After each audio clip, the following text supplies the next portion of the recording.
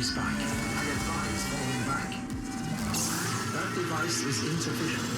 You are directed to secure and deploy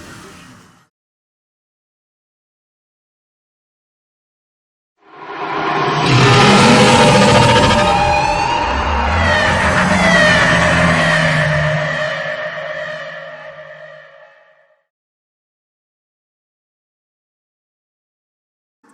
In order to one-shot the Eidolon's shields you need 4 things: the Volt Warframe, a good amp, Virtual Shadow, and Magi Void Strike. For Volt you need duration and efficiency, range and strength don't matter for this. Natural talent is very nice to have. There are only 3 operator amp options for this: X23, X27, or X77. X23 parts drop from the quills on Cetus. To craft X27, or X77 you need to reach max rank with Vox Solaris. I want to make very clear from the start that the amp prism that you choose does not matter, because we will be using the amp scaffold aka secondary fire to one-shot the Eidolon's shields, not the primary fire. Use whatever prism you like. The default alt fire key is mouse wheel click. Although I recommend remapping it to the F key. For a more detailed explanation about operator apps and how to obtain them, watch my operator app video in my Eidolon Hunting How-To series. Virtual Shadow is an amp arcane enhancement. It goes in your operator's amp, and grants your amp a 60% critical chance buff. You can buy it from Onco after reaching max rank with the quills on Cetus. You need to buy 10 of these to max it out. Void Strike is a focus skill from the Magi focus tree. You need to unlock Magi, Phoenix Talents, and Void Radiance to max Void Strike. Be careful to not rank up Void Radiance at all, just unlock it and leave it unranked.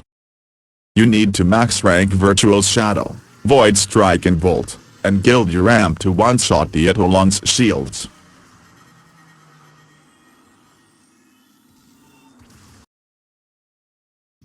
The best strategy is to load into planes 5 to 10 minutes before night to start stacking Void Strike.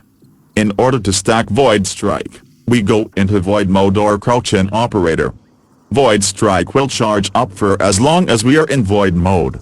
Every time we exit Void mode, the Void Strike buff icon on the top right of the screen will update to show Void Strike's current charges and damage multiplier. The damage multiplier will multiply your damage by the number after the X. The charges are the number of shots Void Strike will be applied to before depleting completely. Void Strike charges get consumed by shooting your Warframe weapons, melee, or your amp, even by the mining tool, so be very careful not to waste them.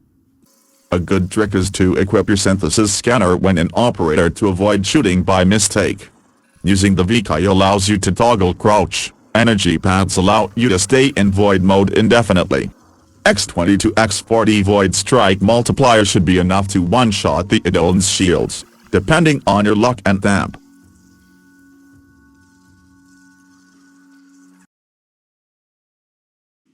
When the Cetus cycle timer marks night we go find the Eidolon.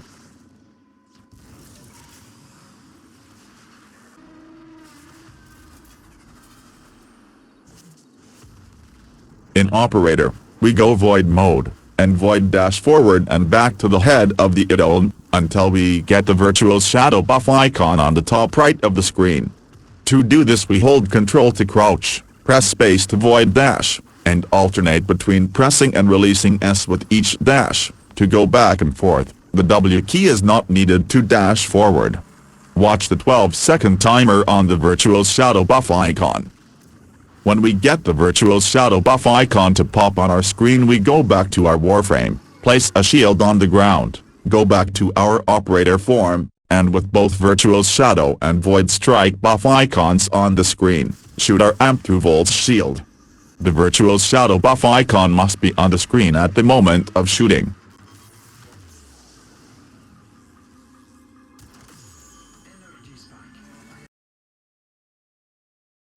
Depending on the amp you are using there are 2 ways of placing Volt shields. For the T2 Shrakson scaffold you want to place one shield looking straight up, right under the center of mass of the Eidolon. and shoot your ramp upwards into the Eidolon's legs. For the T7 purpose scaffold, you want to place one shield 5 to 10 meters in front of the Eidolon, in a 45 or 90 degree angle from the ground. Placing volt shields correctly is very important, as they multiply critical damage of weapons shot through them by 200%. The critical damage buff from volt shields does not stack by placing multiple shields, so shooting through more than one shield will not further increase your ramp damage. Doing all of this smoothly takes some practice, but in no time you'll be able to do this.